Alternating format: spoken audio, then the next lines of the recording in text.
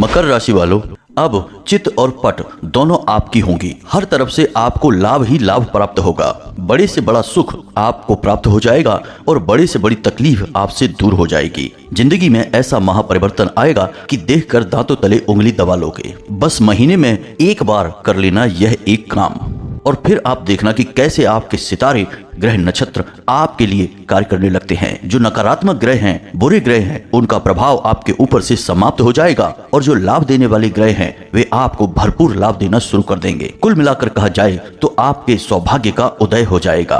तो जयकारा बोलो माता रानी का, जगत माई महामाई माँ भद्रकाली का जय बोलो, माँ के सिद्ध दरबार की जय बोलो। प्रिय मित्रों, आपका स्वागत है मकर राशि भिंड यूट्यूब चैनल पर।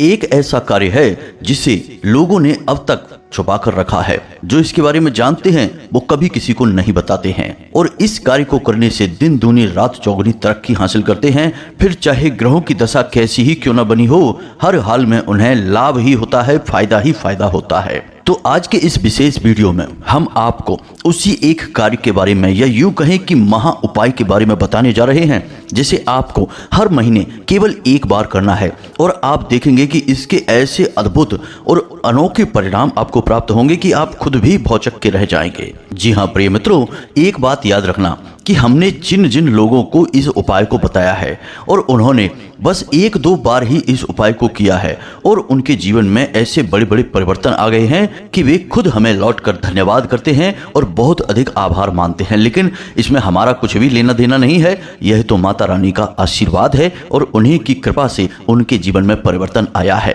तो अब समय आ गया है कि आपके भी दुखों का अंत होना चाहिए, आपके जीवन में भी सुख और समृद्धि आनी चाहिए। प्यारे मित्रों, हम जानते हैं कि आप लंबे समय से तकलीफों से, एक के बाद एक आ रही परेशानियों से परेशान चल रहे हैं। आपने मेहनत बहुत की है लेकिन उसके परिणाम आपको अब तक प्राप्त नहीं हो पाए हैं। अगर ये कहा जाए कि आपके जीवन की हर एक मेहनत, हर एक काम बिल्कुल बेकार चला गया, निरर्थक रहा, उसका कोई नतीजा नहीं निकला, तो कोई बड़ी बात नहीं होगी। तो प्रिय मित्रों, अब समय आ गया है जब आपको वह हासिल होगा जिस पर केवल और केवल आपका हक है। बस आपको करना यह है कि ठंडे दिमाग से इस वीडियो को पूरा देखना है। यदि आपने इस वीडियो को बीच में छोड़ दिया तो हम आपको लिख कर दे सकते हैं कि यह आपके जीवन की एक सबसे बड़ी भूल होगी, जिसकी आपको जीवन भर कीमत चुकानी होगी। क्योंकि प्रिय मित्रों, हम आपके लिए जो भी ज्ञान लेकर आते हैं वह कोई साधारण ज्ञान नहीं होता है। हम शास्त्रों की गहराई से विशेष अध्ययन और आपकी राशि के ग्रहों की चाल का विशेष आकलन करने के बाद आपके लिए कोई उपाय तय करते हैं, और यकीन मानिए कि ये उपाय केवल और केवल आपके लिए होते हैं। अगर आप इन उपायों को लगातार करते चले जाएंगे तो आप देखेंगे कि आपके हर एक काम का आपको कई गुना फल प्राप्त होना शुरू हो जाएगा। तो अब ऐसे में यदि आप ही वीडियो को नहीं देखेंगे, हमारे द्वारा बताई गई बातों को हल्के में लेंगे, तो एक तरफ तो हमारी मेहनत बर्बाद हो जाएगी, माता रानी के लिए जो हम प्रयास कर रहे हैं वह असफल हो जाएगा, और दूसरी ओर आपके जीवन में भी कोई परिवर्तन नहीं आएगा। दुख ज्यों का त्यों बना रहेगा, तकलीफें भी ज्यों की त्यों बनी रहेंगी। एक बात याद रखना प्रिय मित्रों कि आपकी राशि के जातकों के जीवन में उद्धार केवल और केवल तभी होगा जब आप धार्मिकता से जुड़ेंगे, ईश्वर से जुड़ेंगे, कुछ विशेष नियम, संयम और उपाय का पालन करेंगे, तभी आपके जीवन में परिवर्तनों की शुरुआत होगी। याद रखना कि आप कोई साधारण इंसान नहीं हैं जो यूं ही बस अपना जीवन व्यर्थ में गवाकर इस संसार से चले जाएंगे। आप विशेष इंसान हैं। यदि भगवान आपके जीवन में लगातार कष्ट और परेशानियां दे रहे हैं तो इसके बदले वे आपको बहुत कुछ देना भी चाहते हैं, और कहीं ना कहीं उनका छिपा हुआ इशारा यह है कि आप उनसे जुड़ जाएं, पूर्ण धार्मिक हो जाएं, आस्थावान बने, ईश्वर में आंख बंद करके भरोसा करें। और जैसे ही आप इन बातों को मानेंगे, आप देखेंगे कि आपका जीवन बेहद सरल हो गया है। स्वयं भगवान आपका हाथ पकड़ लेंगे और आपको हर एक मुसीबत और परेशानी से बाहर निकालेंगे। यह हमारा व्यक्तिगत अनुभव है प्रिय मित्रों। हमने कई जातकों के जीवन में ऐसे महापरिवर्तनों की शुरुआत करवाई है, आपके जीवन में भी हो जाएगा। तो बस वीडियो को पूरा देखना है। चलिए बिना समय गवाए आज के इस बेहद ही ज्ञानवर्धक और जीवन में चमत्कारी परिवर्तन लाने वाले विशेष वीडियो की शुरुआत करते हैं। लेकिन उससे पहले माता रानी को आभार तो व्यक्त करेंगे ही, क्योंकि उनकी कृपा के बिना तो इस ब्रह्मांड में एक पत्ता भी नहीं हिल सकता है। तो पूरे भक्ति भाव के साथ बिल्कुल एक छोटे बालक की भांति जो अपनी माँ को याद कर रहा है, उसके लिए बिलख रहा है, उसकी शरण चाहता है, उसकी गोद में जाना चाहता है, बिल्कुल उसी भांति भाव को उत्पन्न करिए और लिख डालिए, जय माँ भद्रकाली कृपा करो। माता रानी जगत माई हैं, इस ब्रह्मांड की माई हैं और ऐसे अनंत कोट ब्रह्मांडों की माई हैं। उनके प्रेम की एक छोटी सी बूंद भी हमारे जीवन को और ऐसे जाने कितने जीवनों को बदल कर रख देगी। तो बस माता रानी के इस अनन्य प्रेम को प्राप्त करने के लिए आपको अपने मन में भाव तो प्रकट करने ही होंगे।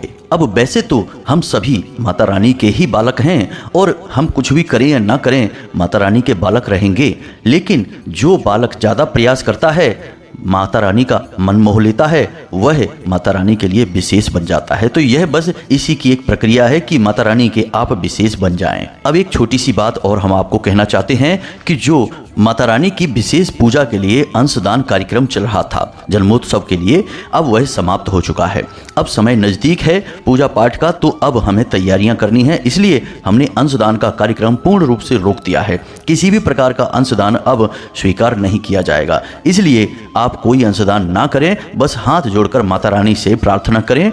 यदि आप इस बार अंशदान नहीं कर पाए हैं तो कोई बात नहीं है, अब अगली बार कोई विशेष अवसर आएगा तो फिर से आपको मौका दिया जाएगा और आप अंशदान करके माता रानी की विशेष कृपा के पात्र बन जाएंगे। आप चिंता न करें, हम अनुष्ठान के दिन हर एक व्यक्ति के जीवन के भले के बारे में, उद्धार के बारे में माता रानी से निवेदन अवश्य करेंगे और आपको माता रानी की कृपा अवश्य प्राप्त हो जाएगी। अब आप एक छोटा सा कार्य और कर सकते हैं कि हमारे और माता रानी के दिव्य परिवार के सदस्य बन सकते हैं। यदि आप चैनल पर पहली बार आए हैं तो इसे सब्सक्राइब कर लें। ऐसा करके आप हमारे और माता रानी के दिव्य परिवार के सदस्य बन जाएंगे। फिर आपको हर एक पूजा पाठ का कुछ ना कुछ अंश, कुछ ना कुछ फल अवश्य प्राप्त होगा, क्योंकि परिवार के सदस्यों का तो हर एक कार्य में कुछ ना कुछ हिस्सा होता ही होता है। तो चलिए चैनल को जल्दी से सब्सक्राइब करिए, फिर आगे बढ़ते हैं। तो मित्रों, आपको बताते हैं कि वैसे पूरा महीना जो 30 दिन का होता है या 31 दिन का होता है, कितने भी दिन का हो, हर महीने में एक तारीख ऐसी होती है जो हर एक जातक के लिए, हर एक इंसान के लिए बहुत खास होती है। अब वह तारीख कौन सी है, आप ध्यान से समझिए। जिस दिन आपका जन्म हुआ था, जी हाँ मित्रों, जैसे कि आपका 21 तारीख को जन्म हुआ है, तो आपके लिए हर महीने की 21 तारीख बहुत ही खास है। जैसे कि आप अपनी कुंडली बनवाएंगे, किसी भी प्रकार का ज्योतिष ज्ञान हासिल करना चाहेंगे, तो आप अपनी इस 21 तारीख को अवश्य बताएंगे। ज्योतिष शास्त्र की नज़र में आपकी पहचान, आपका अस्तित्व यही आपकी जन्म की तारीख से ही तय होता है। यहीं से आपका नाम, आपका जीवन, आपका विवाह, आपका कैरियर, आपकी नौकरी, काम धंधा, व्यापार, सब कुछ ज्योतिष शास्त्र में तय किया जाता है, या यूं कहें कि पता लगाया जाता है। यानी कि जिस दिन आपका जन्म हुआ वह तारीख आपके लिए बहुत विशेष है और वह दिन भी आपके लिए बहुत विशेष है। अब आपके लिए हम कुछ ऐसे शक्तिशाली उपाय बताने वाले हैं जो आपको इस दिन करने हैं। यानी कि आप अपने जन्मदिन की तारीख वाले दिन भी कर सकते हैं, और जो दिन था, जैसे कि मंगलवार के दिन आपका जन्म हुआ तो मंगलवार के दिन भी कर सकते हैं। तो इस तरह आपको महीने में 3-4 दिन वो मिलेंगे और एक आपकी जन्म की तारीख का दिन मिलेगा। अब यदि आपके पास समय का अभाव रहता है तो कोई बात नहीं, आप अपने जन्म की तारीख को याद रखें। इस दिन इस उपाय को करेंगे तो आपको बड़े ही चमत्कारी परिवर्तन प्राप्त होंगे, और महीने में केवल एक बार आपको यह कार्य करना है। तो अब ध्यान से सुने कि यह उपाय कौन सा है और इसके काम करने का तरीका क्या है। लेकिन सबसे महत्वपूर्ण कि इस उपाय के नियम, विधि विधान क्या है, क्योंकि कोई भी उपाय बिना किसी नियम के, बिना किसी विधि विधान के कर दिया जाए तो उस उपाय का कोई महत्व ही नहीं होता है। अब इस बात को साबित करने के लिए एक छोटी सी बात आप समझिए कि कहते हैं कि गंगा जी में स्नान करने वाला हर इंसान अपने पाप कर्मों से मुक्त हो जाता है और सीधे स्वर्ग जाता है। तो इसका मतलब यह हुआ कि गंगा जी में रहने वाले सारे जीव जंतु अपने पाप कर्मों से मुक्त हो जाएंगे और सभी के सभी स्वर्ग जाएंगे, उनके कर्मों के बंधन कट जाएंगे। या फिर गंगा जी के किनारे रहने वाले लोग जो कि जाने अनजाने गंगा जी में कभी स्नान कर लेते हैं, कभी कपड़े धो लेते हैं, कभी डुबकी लगा लेते हैं, वे सभी भी पाप मुक्त हो जाएंगे। जी नहीं दोस्तों, ऐसा नहीं होता है।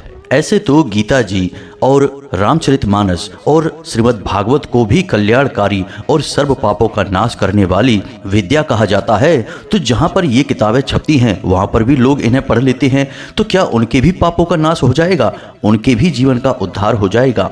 नहीं मित्रों, इसके लिए स्वयं श्रीमद् भागवत में ही एक श्लोक है जिसमें कि स्वयं भगवान श्री हरि विष्णु इस बात का जवाब देते हैं, और इसका जवाब मिलता है धुंधकारी प्रसंग में कि जब स्वयं गोकर्ण ने श्रीमद् भागवत का पाठ किया और धुंधकारी का ही उद्धार हुआ।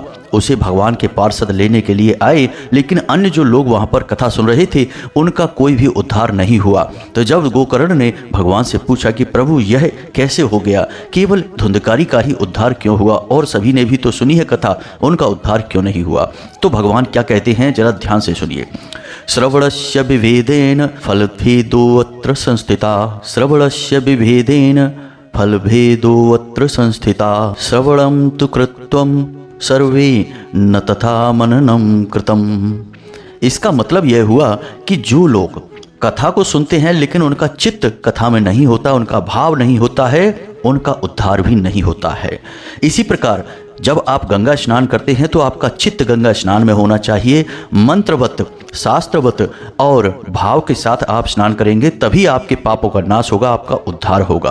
प्रिय मित्रों, हमने अक्सर यह देखा है कि लोग अपनी छतों पर चिड़ियों के लिए दाना डाल देते हैं, पानी की व्यवस्था कर देते हैं, प्यासों को पानी पिलाते हैं, भोजन भी करा देते हैं, लेकिन इसके पीछे उनका भाव कुछ और होता है। उनके अंदर अभिमान होता है, उन्हें लगता है कि वे कुछ बहुत बड़ा कार्य कर रहे हैं, बहुत पुण्य का काम कर रहे हैं, अब ईश्वर उन्हें कुछ न कुछ लाभ अवश्य देंगे। और आप देखेंगे कि ऐसे लोगों के जीवन में कोई लाभ ही नहीं होता है, क्योंकि अभिमान आ गया। भगवान श्री कृष्ण स्वयं गीता के उपदेश में कहते हैं कि भगवान का सबसे बड़ा शत्रु इंसान के अंदर उत्पन्न होने वाला उसका अभिमान ही है।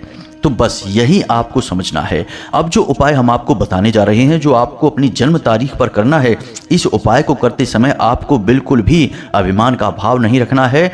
और एक विशेष मंत्र है, या यूं कहें कि एक विशेष श्लोक है जिसका आपको लगातार मनन उच्चारण करते रहना है। इस उपाय को करते समय आप देखेंगे कि आपके जीवन में इस उपाय का बहुत अधिक फल प्राप्त होगा।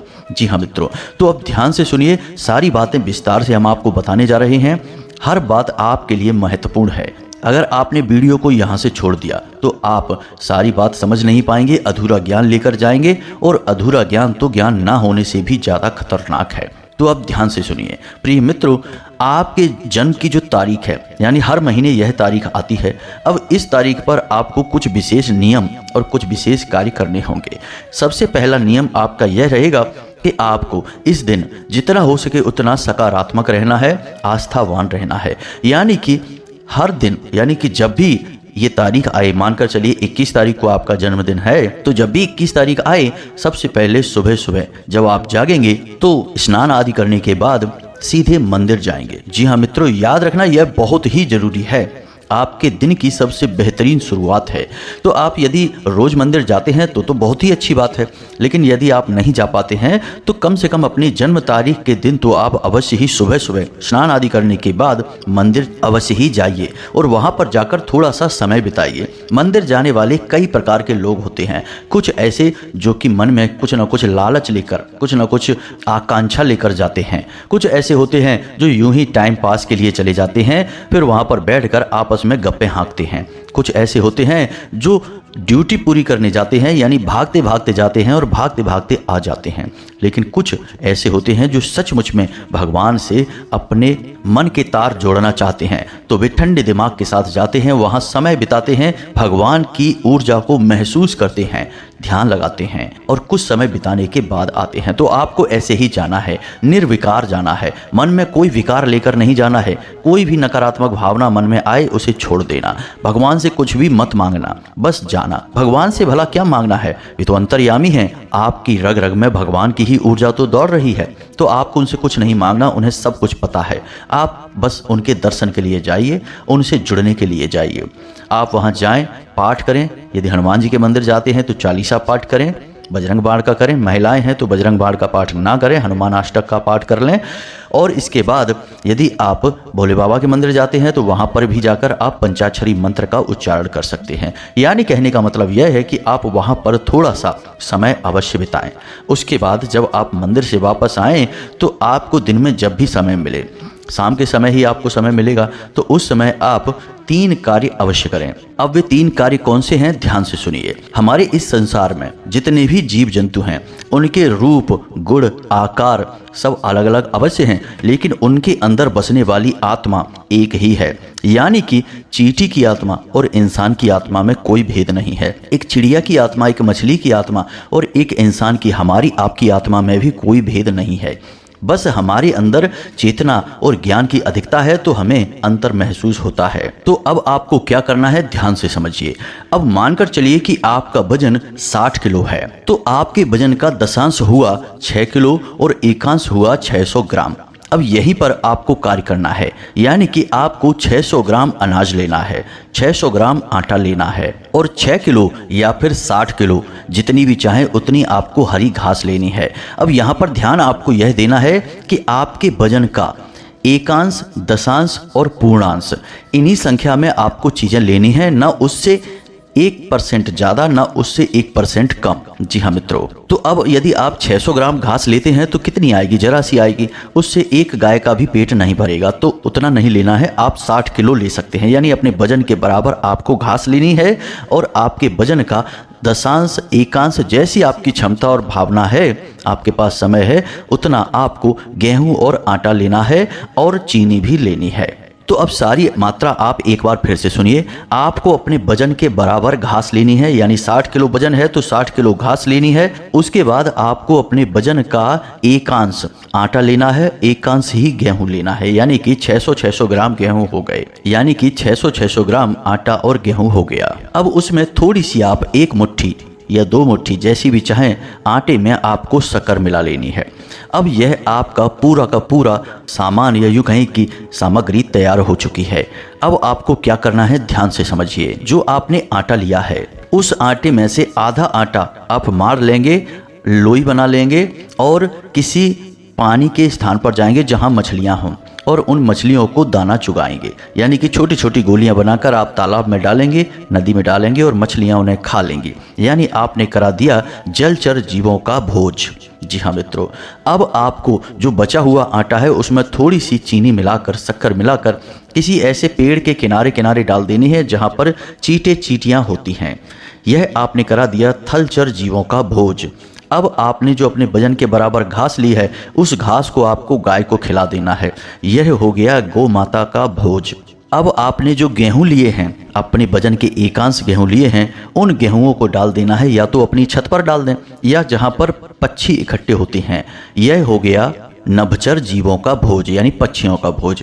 तो अब आप देखिए, आपने अपने जन्मदिन के दिन सैकड़ों हजारों जीवों को भोज करा दिया, जिसमें कि सभी जीव शामिल हैं। उड़ने वाले जीव, पानी में तैरने वाले जीव, जमीन पर रेंगने वाले जीव और स्वयं गौ माता भी शामिल हो गई हैं, जो कि बेहद ही पवित्र है। धार्मिक मान्यता के अनुसार देखा जाए तो गौ माता में सभी देवी देवताओं का वास होता है। यानी अब आपको कहां कहां से आशीर्वाद प्राप्त हो रहे हैं। जल में रहने वाले जीव आपको आशीर्वाद दे रहे हैं, हवा में उड़ने वाले जीव आशीर्वाद दे रहे हैं, जमीन पर रेंगने वाले जीवों का आशीर्वाद भी है, साथ साथ गौ माता और संपूर्ण देवी देवताओं का भी आपको आशीर्वाद प्राप्त हो रहा है। अब आप इस क्रिया को जब कर रहे हों तो कोशिश करें कि आप अकेले ही इस क्रिया को करें, किसी को शामिल ना करें, क्योंकि जब आप शामिल किसी को करेंगे तो वह आपसे चर्चा करेगा, बात करेगा, आपसे जानने की कोशिश करेगा कि यह आप क्यों कर रहे हैं और आपके उपाय का भेद खुलेगा। उपाय के भेद कभी नहीं खोले जाते हैं। दूसरा कि वह आपको मानसिक क्रिया नहीं करने देगा, जो कि हम आपको बताने जा रहे हैं। तो आप जब इस क्रिया को कर रहे हों, जैसे कि आप भोज करा रहे हैं, किसी भी जीव जंतु का जब आप भोज करा रहे हैं, उस समय आपको इस एक श्लोक का जाप करते रहना है। तो ध्यान से सुने इस श्लोक को। यह महामंत्र कहा जाता है और इस श्लोक में त्रिदेवों के साथ साथ नवग्रह का पूजन किया जाता है, उनकी स्तुति की जाती है। यानी कि सारे ग्रह शांत होते हैं और त्रिदेवों का पूर्ण आशीर्वाद भी आपको प्राप्त होता है। तो आपको यह श्लोक का जाप करते रहना है। ध्यान से सुने, श्लोक आपके मोबाइल की स्क्रीन पर भी दिखाई दे रहा है। ब्रह्मा मुरारी त्रिपुरांतकारी भानु शशि भूमि सुतो बुधश्च गुरुश्च शुक्रः शनि राहु केतवः सर्वे ग्रहा शांति कराः भवन्तु। आप इसको लय के साथ गा सकते हैं। ब्रह्मा मुरारी त्रिपुरांतकारी भानु शशि भूमि सुतो बुधश्च गुरुश्च शुक्रः शनि राहु केतवा सर्वे ग्रहा शांति करा भवन्तु। अब इस श्लोक को आपको मन ही मन उच्चारण करते रहना है जब तक कि आपकी यह क्रिया चल रही है। प्रिय मित्रों, आप यकीन मानिए कि आप पहले दिन ही इस उपाय को जब करेंगे तो ऐसे अद्भुत चमत्कार होंगे आपके जीवन में कि दुख और तकलीफ तो ऐसे गायब हो जाएगा जैसे कि कभी था ही नहीं। अब इस श्लोक का जाप आप उपांशु करेंगे। उपांशु का मतलब यह है कि केवल बड़बड़ाएंगे, यानी ओंठ तो आपके चल रहे हैं लेकिन शब्द आपके बाहर नहीं आ रहे हैं, क्योंकि ऐसी पवित्र चीज़ें किसी और को नहीं सुनाई जाती हैं, उन्हें अपने अंदर मनन किया जाता है, उच्चारण नहीं किया जाता है। जैसा कि हमने कहा कि यह एक महामंत्र है और मंत्र का मतलब होता है जो मन के अंतर मन में चल रहा हो, यानी कि जो मन के अंदर है वह है मंत्र। तो आपको इसे मन के अंदर ही घुमाना है, इसका वचन करना है। उपांशु चिल्लाकर नहीं और ना ही मन के अंदर अंदर, यानी मुंह ऐसे चलाना है, ओंठ चलने चाहिए, आवाज बाहर नहीं आनी चाहिए। उम्मीद है आप समझ रहे हैं कि हम आपसे क्या कहना चाहते हैं। बस इस एक उपाय को आप करिए। आप जब इस उपाय को करेंगे तो आप दूसरे दिन से ही इसके परिणाम महसूस करेंगे। आपके पास हर एक दिव्य शक्ति का आशीर्वाद है, हर एक जीव को आपने भोज करा दिया है। और मित्रों, याद रखना कि हमें अपना भोजन, अपनी चीजें उसे देनी है जिसे सचमुच में इसकी आवश्यकता है। अब यदि आपने अपने जन्मदिन के दिन किसी ब्राह्मण को भोज करा दिया और पता चला कि वह ब्राह्मण तो लखपति करोड़पति है, उसकी तो 4 मंजिल की कोठी तनी है और आपने उसे अपने घर में बुलाकर भोजन करा दिया, तो क्या उसे इस भोजन की जरूरत थी? बिल्कुल नहीं थी। यह भोजन आपका व्यर्थ चला गया। तो हम आपको बताते हैं कि इस तरह के प्रपंचों में आप ना पड़ें। हमारा हिंदू धर्म बड़ा ही तर्क संगत और व्यवहारिक है। वह स्वयं ही ऐसे पाखंडी पंडितों को, ब्राह्मणों को भोजन कराने से मना करता है। वह कहता है कि आप जीव जंतुओं को भोजन कराइए, उन्हें सचमुच में इसकी आवश्यकता है और आपको वे लाख लाख आशीर्वाद देंगे जब आप उन्हें भोजन कराएंगे। और थोड़ी सी मात्रा में, कुछ ही पैसों में आपने सैकड़ों हजारों जीवों को भोजन करा दिया। यह भी तो आप देखिए। और हर एक जीव की आत्मा एक जैसी ही है, चाहे आप किसी इंसान को भोजन कराएं या फिर किसी जीव को, चींटी को भोजन कराएं, सबको भोजन कराने का एक जैसा ही फल प्राप्त होता है। तो प्यारे मित्रों, आप इस उपाय को करिए। अब यदि आपके मन में कोई प्रश्न उठता है तो हमने डिस्क्रिप्शन में अपना व्हाट्सएप नंबर दे रखा है। आप सीधे धाम से जुड़िए, अपने मन के सवालों को जान लीजिए। कॉल नहीं करना, क्योंकि कॉल पर बात कर पाना संभव नहीं है, व्यस्तता रहती है और हमारे पास अभी इतनी व्यवस्था नहीं है कि हम सभी के प्रश्नों के जवाब फ़ोन पर दे सकें। तो आप व्हाट्सएप करके अपना मैसेज छोड़ दें, हम जब आपके मैसेज को देखेंगे तो आपको जवाब निश्चित तौर पर मिलेगा ही मिलेगा। इसी के साथ साथ कमेंट बॉक्स में जय माँ भद्रकाली कृपा करो अवश्य लिख देना। वीडियो को लाइक करके और दूसरे ज़रूरतमंदों को भी शेयर अवश्य कर देना। इसी के साथ साथ आज की इस वीडियो को विराम देते हैं। हमेशा हंसते रहें, मुस्कुराते रहें, सकारात्मक रहें। याद रखें कि माता रानी की आपके ऊपर पूर्ण कृपा और आशीर्वाद है, क्योंकि आप अब हमारे और माता रानी के दिव्य परिवार के सदस्य बन चुके हैं। मिलते हैं अगले ज्ञानवर्धक वीडियो में, तब तक के लिए धन्यवाद। जय माता की, जय माँ भद्रकाली।